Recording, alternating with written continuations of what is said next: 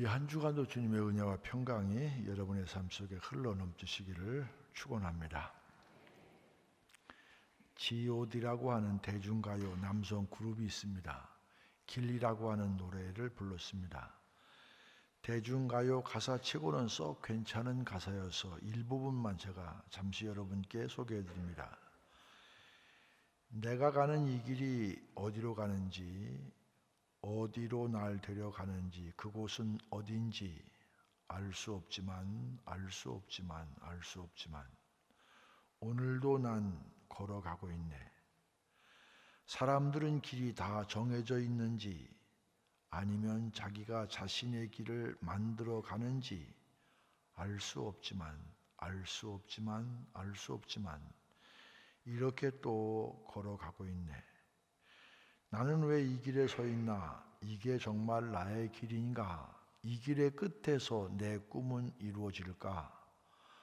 무엇이 내게 정말 기쁨을 주는지, 돈인지 명예인지 아니면 내가 사랑하는 사람들인지 알고 싶지만 아직도 답을 내릴 수 없네. 나는 무엇을 꿈꾸는가? 그건 누굴 위한 꿈일까? 그 꿈을 이루면 난 웃을 수 있을까? 성도 여러분, 여러분은 지금 어느 길로, 어디를 향해 가고 있습니까? 길이라는 노래 가사처럼 왜 이 길에 서 있고 그 길의 끝에서 무엇을 기다리고 있습니까?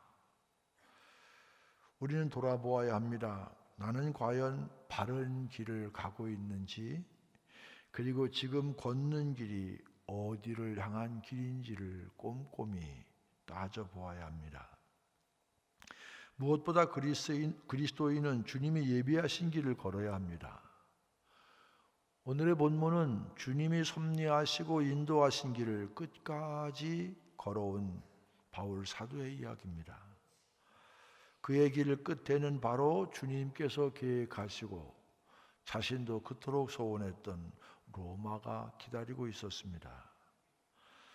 어느덧 사도행전 마지막 장인 28장입니다. 이번 주와 다음 주면은 1년 4개월간의 사도행전 설교의 긴 여정도 마무리됩니다. 바울의 로마행을 통해서 주의 길을 걸을 때 하나님께서 우리를 어떻게 인도하시는지를 깨닫는 은혜의 시간 되기를 소망합니다. 주의 길을 걸을 때 하나님께서 우리를 지켜주십니다. 바울의 선교 여행도 고난의 연속이었지만 쉬운 길은 아니었습니다. 로마로 가는 길 역시 다르지 않았습니다. 고난의 연속이었습니다. 바울은 죄인의 신분이었고 큰 풍랑으로 인해서 항해 가운데서 계속 어려움을 겪었습니다. 하지만 바울은 자기가 가고 있는 길을, 그 어려운 길을 가는 가운데도 절망하지 않고 두려워하지 말라는 주의 음성을 마음속에 새기고 힘을 얻었습니다. 결국 배는 아드리아 바다에서 난파되고 그 배에 탔던 이들은 멜리데 섬에서 구조됩니다. 많은 성경학자들은 이 멜리데가 오늘날의 몰타라고 봅니다. 멜리데 섬의 전체 길이는 약 29km, 너비가 15km밖에 되지 않은 작은 섬입니다. 주전 218년 로마가 이곳을 점령한 이후에 이 섬에는 많은 수의 로마의 퇴역 군인들과 그의 가족들이 이주되어 살고 있었기 때문에 당시에 상당한 번영을 누리고 있었습니다. 바울과 함께 배에 있던 사람들이 무사히 멜리데 섬에 올랐습니다. 하지만 물에서 빠져나온 그들은 추위에 떨 수밖에 없었습니다. 그러자 멜리데 섬 사람들은 물에 빠져서 추위에 떨고 있는 이들을 위해서 불을 피워줍니다. 계속해서 불을 피우려면 많은 나무들이 필요했기 때문에 마른 나무를 주워 모아야 했습니다. 바울 역시 이 일을 돕기 위해서 마른 나무를 주워다가 불에 넣었는데 해필 이 바울의 나무 속에 독사가 있었습니다. 그 독사는 나무 더미 사이에서 뛰쳐나와서 바울의 손을 물고 말았습니다. 이 모습을 지켜본 멜리데 섬 사람들은 그가 뱀에 물린 것이 바울 자신의 탓이라고 여겼습니다. 4절 말씀 함께 읽겠습니다. 진실로 이 사람은 살인한 자로다. 바다에서는 구조를 받았으나 공의가 그를 살지 못하게 함이로다. 바다에서는 이 사람은 살인자다. 바다에서는 물에 빠져 죽지 않고 살았지만 그러나 결국 공의가 그를 살지 못하게 했다. 이 공의라는 단어는 멜리데 섬 사람들만이 가지고 있었던 인과응보의 종교 개념을 보여주는 단어입니다. 바울이 어떤 삶을 살아왔는지 잘 알지도 못하면서 바울이 이전에 살인을 저지른 적이 있기 때문에 독사가 그를 문 것이다. 무슨 얘기입니까? 일종의 독사에 물린 것은 업보라, 그렇게 생각했습니다. 하지만 우리가 분명히 알아야 될 것은 기독교에서는 업보를 믿지 않습니다. 우리가 믿는 것은 하나님의 섭리입니다.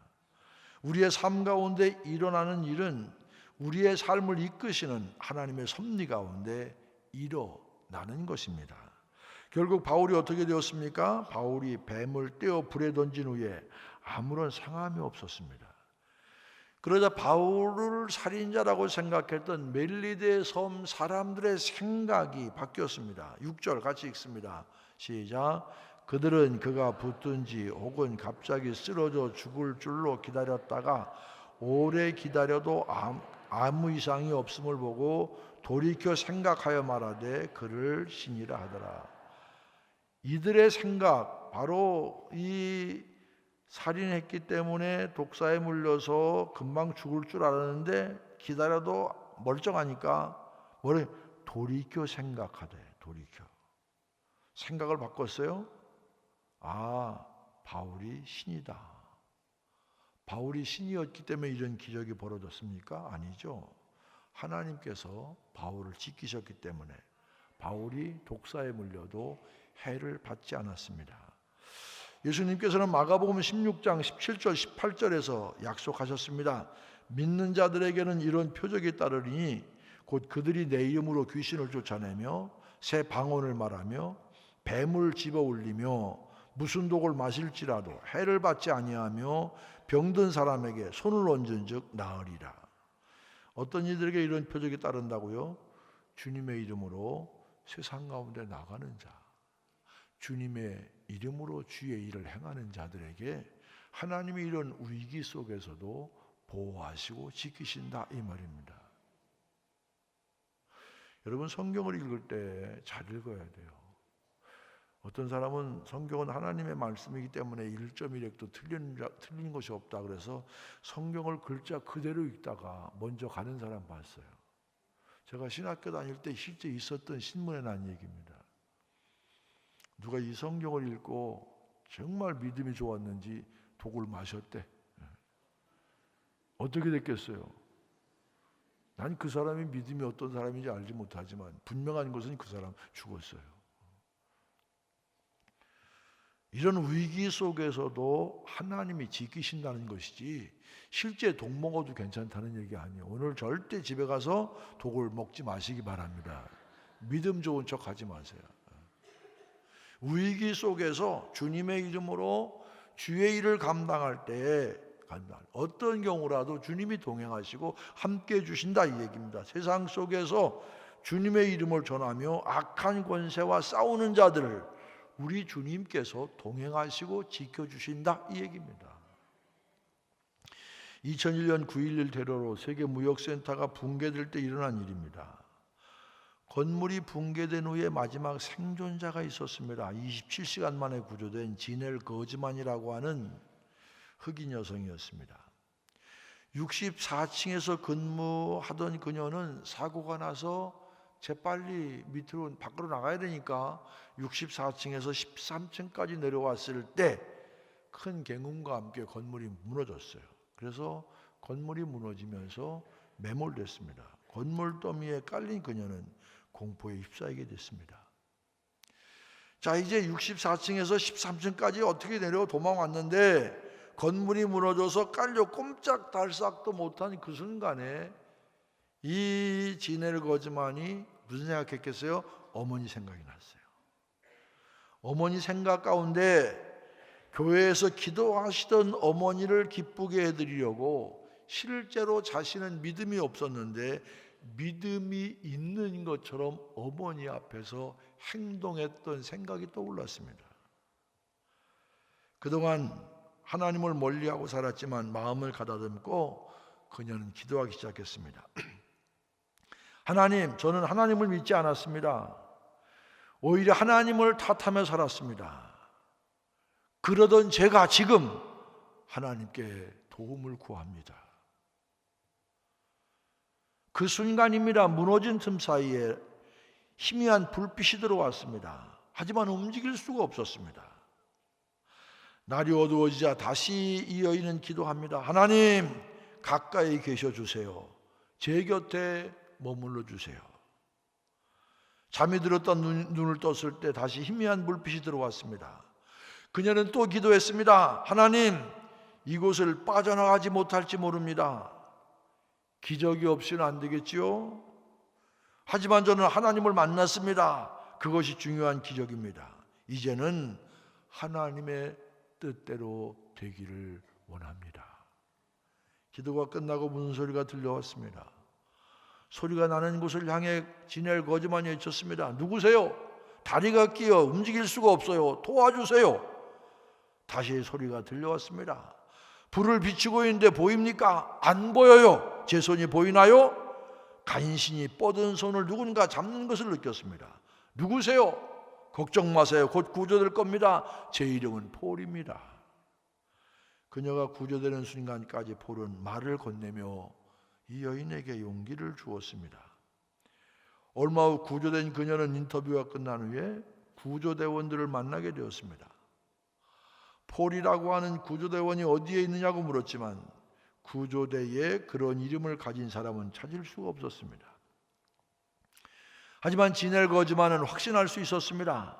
폴을 찾을 수는 없었지만 하나님께서 자신을 지키기 위해 그분을 자기에게 보내셨다는 것만큼은 분명히 믿었습니다. 여러분, 세상 가운데 살아있는 믿음의 그리스도인으로 살아갈 때 두려워하지 마십시오. 여러분이 걱정해야 할 일은 과연 내가 세상 가운데서 주님께서 원하시는 대로 살아가고 있으며 주님께서 원하시는 대로 그분의 복음을 전하고 있는 것인지, 그런 것을 걱정해야지 그 일로 인해서 내가 어떤 일을 겪게 될지 이런 걸 걱정할 게 아닙니다. 주님의 일을 감당하는 인생을 주님께서 인도하시고 주님께서 책임져 주십니다. 예수님께서도 말씀하십니다. 그런즉 너희는 먼저 그의 나라와 그의 의를 구하라.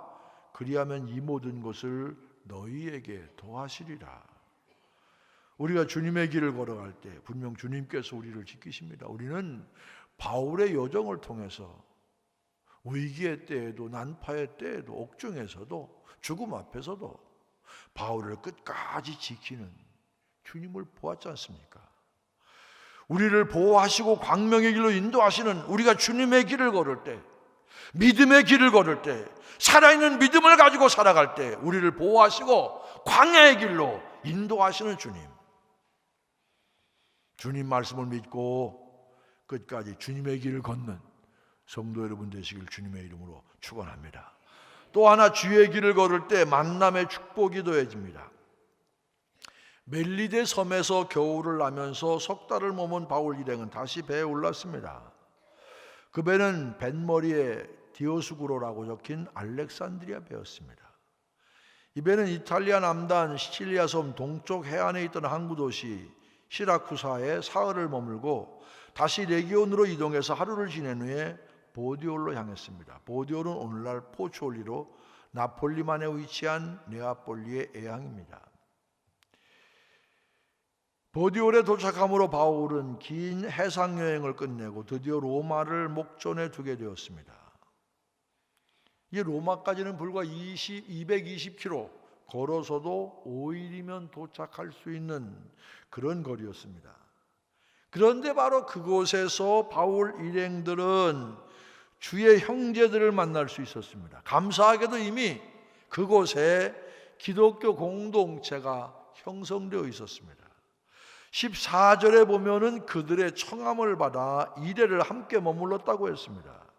그리고 다시 로마로 출발했는데 로마 인근에 있는 주의 형제들 역시 바울을 맞이하기 위해 달려왔습니다. 15절에 나오는 아비오 광장은 로마로부터 65km 떨어진 지점에 있는 아비아 대로 위에 있습니다.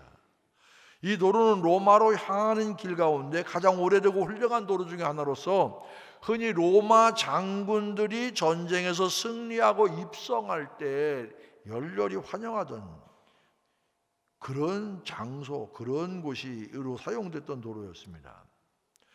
또 세계의 숙소라는 뜻을 가진 트레이스 타베르네는 로마로부터 50km 정도 떨어진 지역에 있었습니다. 이처럼 로마 기독교인들은 아비오 광장과 트레이스 타베르네까지 바울을 맞이하기 위해서 기다리고 있었습니다. 물론 이전에 아비오 광장을 지났던 장군들처럼 바울의 승리자의 신분으로 그 길을 걸었던 건 아닙니다. 세상적으로 여전히 죄인의 신분이었습니다. 그럼에도 불구하고 바울이 로마로 입성하는 이 일은 너무나도 과거의 전쟁에 승리하고 입성했던 로마 장군의 비교가 안 될 정도로 너무나도 바울에게는 감격스러운 일임이 분명합니다.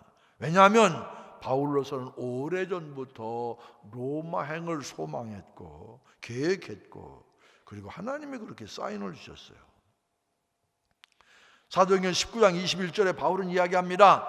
이 일이 있은 후에 바울이 마게도냐와 아가야를 거쳐 예루살렘에 가기로 작정하여 이르되 내가 거기 갔다가 후에 로마도 보아야 하리니 하고 자신을 죽이려고 위협하는 사람들이 기다리고 있는 왜 굳이 예루살렘으로 가려고 했느냐? 거길 들려서 로마로 가기 위함이었습니다. 하지만 로마행은 단순히 바울의 계획만으로 이루어진 일이 아니죠. 이 로마행은 무엇보다 주님의 계획, 주님의 인도하심 가운데 이루어진 일입니다.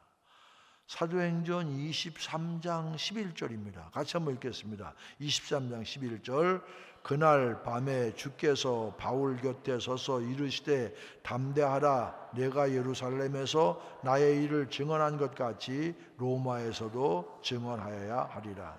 지금 죽음 위협 앞에 있던 바울에게 하나님께서 야 담대하라 예루살렘에서 내가 나를 증언하다 어려움 당했지. 그런데 너는 여기서 끝나는 게 아니야. 로마에서도 분명 나를 증언하게 될 거야. 주님께서 바울에게 로마행이 하나님의 뜻임을 분명히 선언하십니다. 하나님이 계획하시는 일이기 때문에 담대히 감당하라고 이르십니다. 그뿐 아닙니다. 27장 24절에 다시 한번 말씀하십니다. 바울아 두려워하지 말라. 내가 가이사 앞에 서야 하겠고 또 하나님께서 너와 함께 항해하는 자를 다 내게 주셨다. 지금 풍랑 가운데 죽을까 염려하지 마라.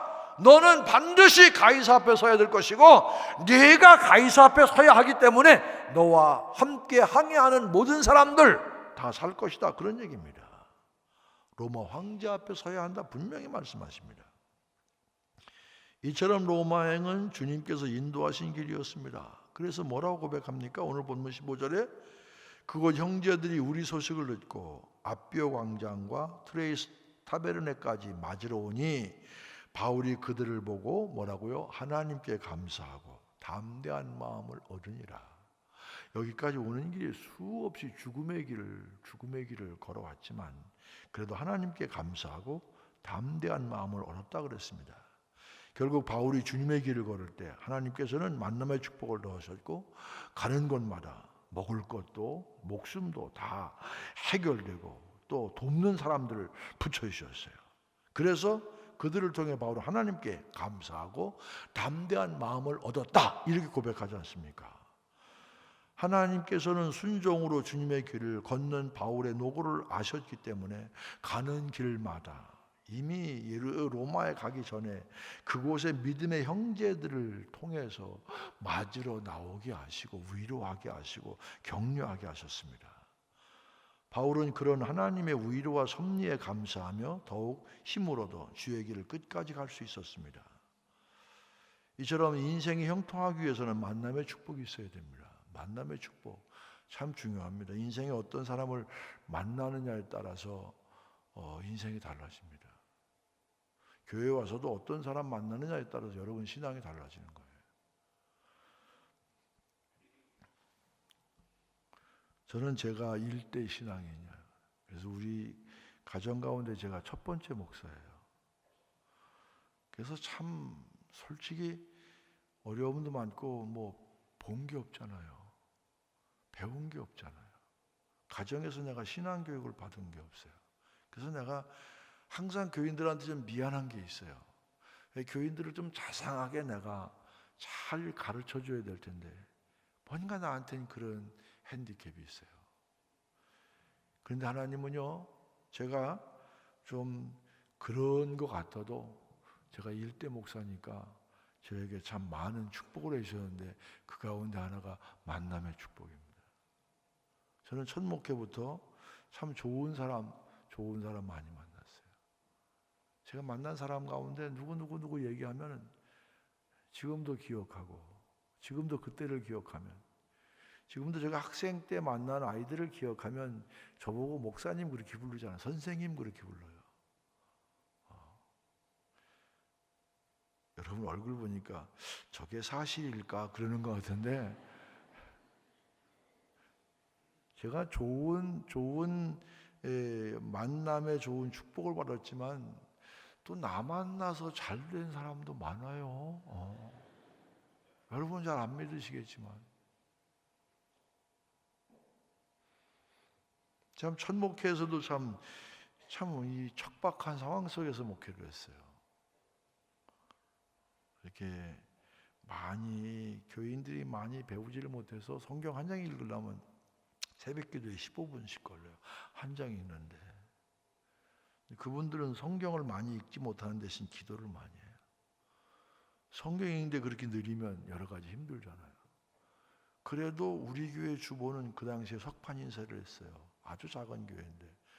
왜요? 우리 교회 교인 가운데 이 군대에서 인쇄창에 다니는 준의가 한 분 계셔서 그분이 주보를 인쇄해줘서 교회는 좀 그랬지만 주보는 그 당시 1등 주보였어.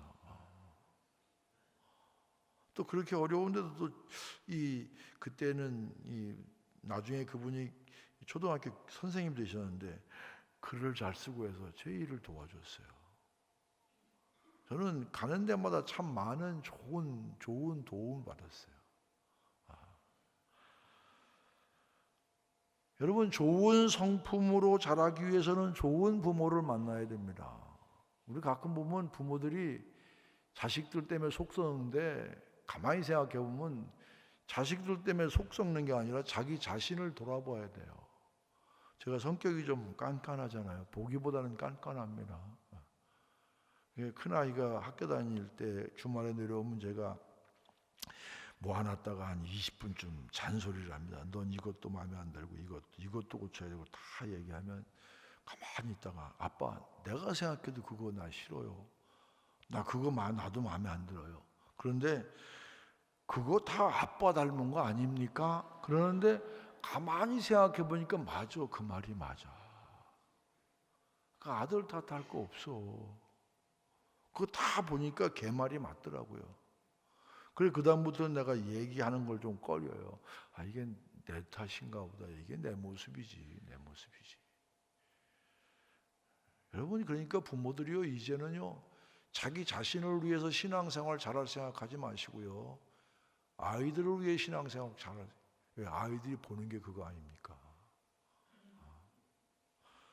저는 언제부턴가 그런 마음, 내가 내 자신을 위해서도 목회를 잘 마무리해야 되지만 목사 된 두 아들들이 어디 가서 아빠 때문에 부끄럽지 않게 아빠가 부끄러워서 목회 못하겠다 소리 듣지 않기 위해서라도 제가 제 자신 관리하고 제 자신을 돌아보는 걸 제가 열심히 해요.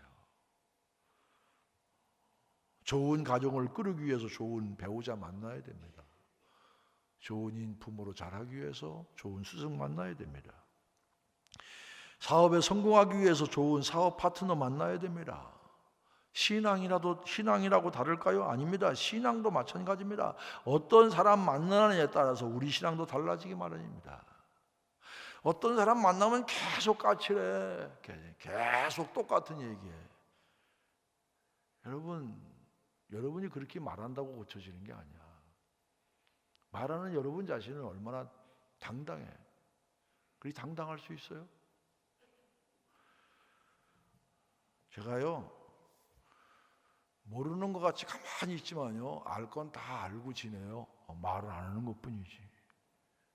뭐 그렇게 교회에 대해서 까칠한 얘기할 건 뭐 있어요? 우리 교회 정도면 괜찮은 거예요. 교회 와서 좀 은혜스러운 얘기하고, 오늘 말씀이 은혜스럽고 찬양이 어떻고 이런 얘기하지, 뭐 그 얘기한다고 교회가 바뀝니까? 까칠한 얘기 많이 하면 내 마음만 까칠해지는 거예요. 은혜가 떠나는 거예요. 정신 똑바로 차려야 돼요. 교회 와서 무슨 사람 만나야 돼요? 은혜로운 얘기하고, 은혜로운 찬양하고, 은혜로운 간증하고. 아멘은 집에 가서 하세요. 그런 사람이 내 친구, 내 신앙의 친구가 돼야지. 맨날 내가 다 알아, 똑같은 장소에 가서 그거 들어보면 아니에요. 정말 교회 와서도 좋은 신앙의 이웃을 만나야 우리 신앙이 자라는 거예요. 뭐가 그렇게 여러분은 당당합니까? 목회자들도요, 그래도 있는 힘을 다해 목회하는 거예요. 그럴 거 없어요. 좀 좋은 거 보시고요, 이쁜 거 보시고요, 은혜스러운 거 보시고, 그래야 내 신앙도 은혜가 넘치고, 그래야 내 신앙의 영성의 깊이도 더하고. 저는 여러분들에게 만남의 축복이 넘치시기를 축원합니다. 하나님이 나에게 좋은 만남의 축복을 주시지만 동시에 나도 나를 만나는 사람마다 수지맞게 해야 돼. 좋은 소리 해주고, 있으면 나눠주고. 18세기 기독교 대각서 운동을 주도했던 조지 휘필드는 1714년 영국 글로스터에 있는 한 여인숙에서 태어났어요. 그의 부모가 그곳에서 조그만 여인숙을 경영하고 있었기 때문입니다. 그는 어린 시절에 부친을 여의었는데 스스로 말하기를 자기 자신은 젊은이들이 빠지기 쉬운 거의 모든 죄를 저질렀다, 그렇게 고백했습니다. 그는 행복하지 못했고 예민한 양심으로 죄책감에 시달렸습니다. 그러던 중에 16살 때, 15살 때 여인숙으로 어려운 살림을 꾸려가는 어머니를 돕기 위해 학교를 중퇴합니다. 중퇴한 지 3년이 지난 어느 날 친척들의 권면으로 옥스퍼드의 펜브룩 단과대학에 입학하면서 학교 사원 노릇을 하고 어렵사리 학급을 시작합니다. 다시 재개합니다. 이때 조지 휘필드의 인생을 변화시키는 만남을 경험하는데 바로 감리교를 시작했던 존 웨슬리, 그의 동생 이 찬양을 잘했던 찰스 웨슬리를 만나게 됩니다. 그들이 옥스퍼드 대학교 안에 세운 홀리 클럽에 가입하면서 본격적인 기독교 운동에 이 조지 휘필드가 가담합니다. 이 조지 휘필드는 홀리 클럽의 학교 선배들에게 성경을 배우고 영적인 교제를 하면서 자신이 하나님에게서 멀리 떨어져 있다, 그런 생각을 하게 됩니다. 그래서 이들의 영향 아래서 예수님께로 인도해 줄 기독교 경건 서적을 많이 읽고 하나님을 인격적으로 만나고 회심하고 그리고 사제덮음을 받아요. 1736년 6월 27일 목회를 시작합니다. 수많은 사람들이 그의 설교를 듣기 위해 몰려왔습니다. 사방에서 종교 집회를 열어 그에게 설교해 줄 것을 부탁했습니다. 그리고 1739년부터 교회당에서 설교하는 전통을 벗어나 5교에서 새로운 모습으로 설교하기 시작했습니다. 그의 설교를 듣기 위해서 하루에 8,000명, 어떤 때는 한 달 동안 하루에 8,000명씩 몰려드는 기적이 일어났습니다. 휘필드는 존 웨슬리와 동역했는데 훗날의 웨슬리는 앞으로 죽어서 천국 가면 주님 곁에 제일 가까이 있을 사람이 바로 휘필드다, 그렇게 칭찬하고 그를 존경하기까지 했습니다. 휘필드는 1770년 미국 보스턴의 한 여관에서 한밤중에 몰려든 청중들에게 마지막 설교를 하고 하나님 품에 안겼습니다. 건강이 몹시 좋지 않았지만 자신의 설교를 듣기 위해 몰려든 청중들에게 창문을 열고 촛불을 넣은 채 촛불이 꺼질 때까지 열정적으로 설교했다고 합니다.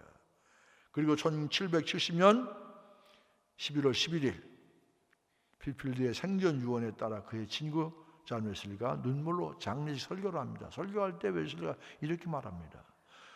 어느 누가 그처럼 수많은 사람을 그리스도께로 초청했으며 그처럼 많은 죄인들을 회개시켰다는 말을 읽거나 들은 적이 있느니가? 어느 누가 그처럼 많은 사람을 어둠에서 빛으로 인도하고 사탄의 세력으로부터 하나님께로 인도하는 복된 도구가 된 사실을 듣거나 읽은 적이 있는가? 조지 휘슬드와 잔 웨슬리의 만남, 정말 복된 만남. 그들이 주님의 길을 걸어가려고 할 때 주님께서 복된 만남을 허락하셔서 그 만남을 통해서 서로 위로하고 격려하고, 그래서 그의 삶과 사역은 더욱더 시너지 효과를 내서 풍성해질 수가 있었습니다. 오늘 이 아침 시간에 저는 우리 춘천중앙교 성도들 믿음 가운데도 이런 복된 만남이 가득하기를 소망합니다. 내가 춘천중앙교회 와서 신앙생활하면서 아무개 만난 게 복이야, 아무개 만난 게 은혜야, 하나님의 인도하심이야, 이런 고백이 여러분 입술에 살아있어야 돼요. 여러분이 주의 길을 걸어갈 때 여러분에게도 이런 복된 만남이 허락될 줄로 믿습니다. 주님께서는 좋은 동역자들을 만나게 하실 것이고 신앙의 동역자들을 통해 세임을 얻고 담대한 마음도 우리에게 허락해 주실 줄로 믿습니다. 주님께서 허락하신 귀한 만남을 통해 바울처럼 하나님께 감사하고 더욱더 담대하게 인생의 길을 걷는 여러분 되시기를 주의 이름으로 간절히 축원을 드립니다.